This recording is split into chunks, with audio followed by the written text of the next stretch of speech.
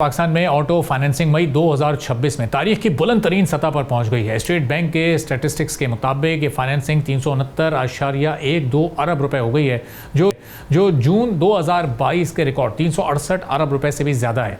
अब सालाना बुनियाद पर ऑटो फाइनेंसिंग में 36% इजाफा हुआ है, जबकि अप्रैल के मुकाबले में ये 3% ग्रो कर गई है।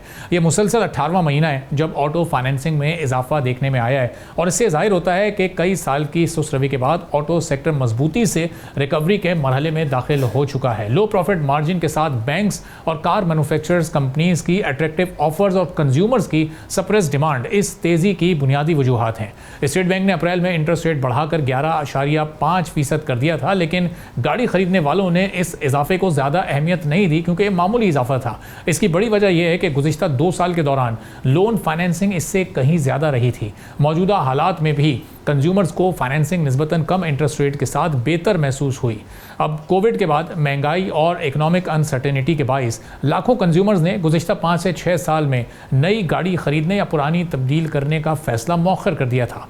अब यही सप्रेस डिमांड मार्केट में वापस आ रही है और कार मैन्युफैक्चरिंग कंपनीज भी मुफ्त रजिस्ट्रेशन के साथ पहले साल की मुफ्त इंश्योरेंस और ट्रैकर्स के साथ दीगर सहूलतें देकर बायर्स को अट्रैक्ट करने की कोशिश कर रही हैं। गाड़ियों की फ़रोग भी इसी ट्रेंड की तस्दीक करती है। मई 2026 में कारों के साथ एसयूवीज और पिकअप्स के अलावा वैन्स की फ़रोग 17,660 यूनिट्स रही है।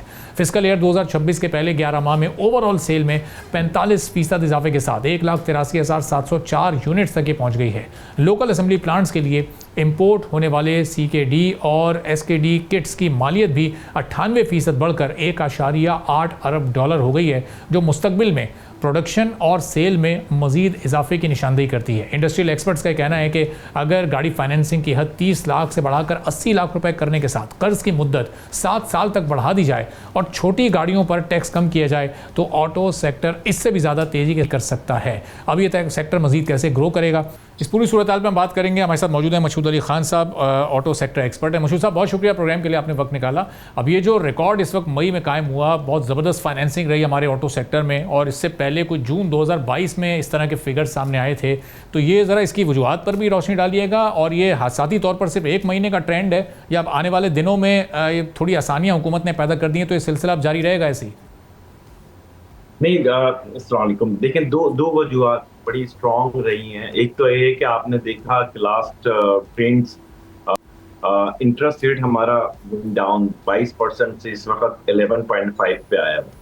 एक तो ये वजूह है। दूसरी वजूहत जो बड़ी इंपॉर्टेंट है, यहाँ ये कहना कि स्टेट बैंक ने एक तो हमारा 3 मिलियन का एक स्लैब लॉक किया हुआ है कार फाइनेंसिंग। इसके बावजूद जो मल्टीनेशनल कंपनीज हैं या कॉर्पोरेट्स हैं, सेक्टर्स है, उनको बैंक फैसिलिटेट कर रहा है कि उनको जो 2 करोड़ की भी गाड़ी है या 2.5 करोड़ भी गाड़ी है, उसमें उनके एज ए कॉर्पोरेट फाइनेंसिंग की पोजीशन के हिसाब से उनको कार फाइनेंसिंग दी जा रही है, जो कि 3 मिलियन नहीं है, उससे ज्यादा की है।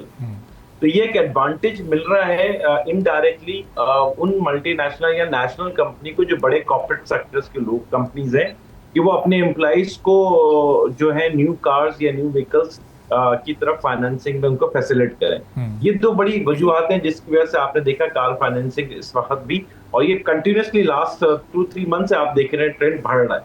सही पॉजिटिव ट्रेंड है।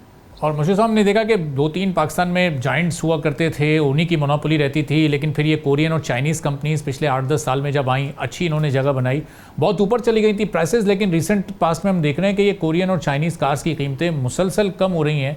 तो ये क्या इनको लोग ख़रीदने में दिलचस्पी नहीं रखते, या बाइंग पावर लोग की इतनी अब नहीं रही, उसको देखते हुए कीमतें कम हो रही हैं? कल भी एक कोरियन कंपनी ने अपनी एक SUV में 10 लाख रुपए की कमी की है, तो ये इतनी बड़ी कैसे कीमतों में कमी की जा रही है? देखिए, एक तो बड़ी इम्पोर्टेंट है, जो हमारे यहाँ कोरियंस और चाइनीज कंपनियां पाकिस्तान में आई, वो एक आम आदमी के लिए या मासेस के लिए हमने कोई गाड़ी नहीं बनाई।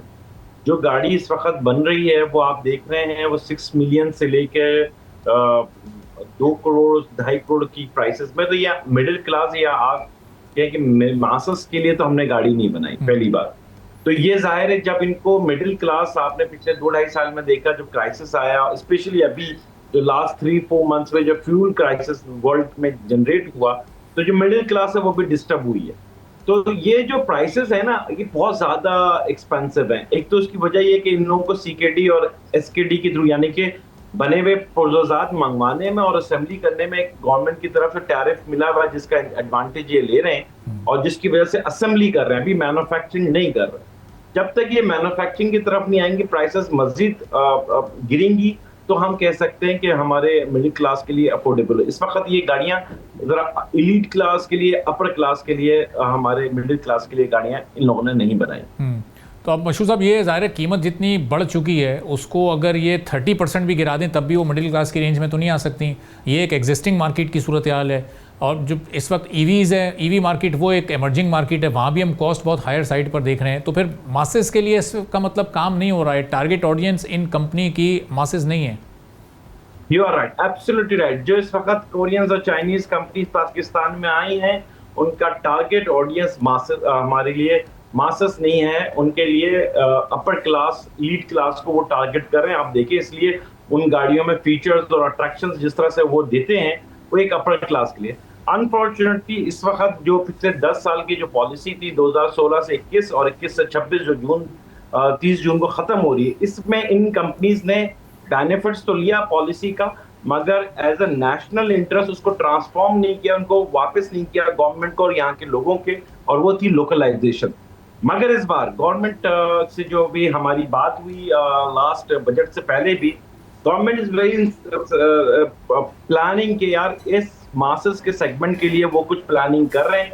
3 से 4 लोग पाकिस्तान में आना चाह रहे हैं एंड दे कमिटेड कि यार वो उसकी लोकलाइजेशन भी होगी from the very fast track.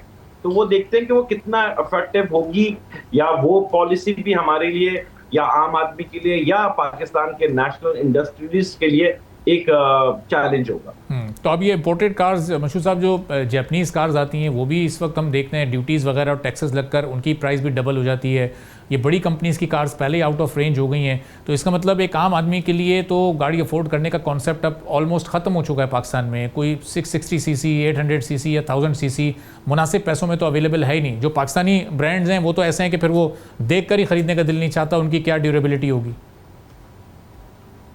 न यहाँ पे 2 चीजें मैं कहता हूँ। एक तो ये गवर्नमेंट से इस वक्त बजट में भी ये रिक्वेस्ट की थी, जो स्मॉल सेगमेंट है, जो मासेस को अट्रैक्ट करते हैं, उनके लिए सेल टैक्स को रिव्यूज करें, उसकी ड्यूटी स्ट्रक्चर को थोड़ा सा रिव्यू करें, ताकि वो प्राइसेस कम डाउन हो और मासेस के लिए हमारे लिए एक सूटमंद स्मॉल कार अफोर्डेबल हो सके फैमिली के लिए।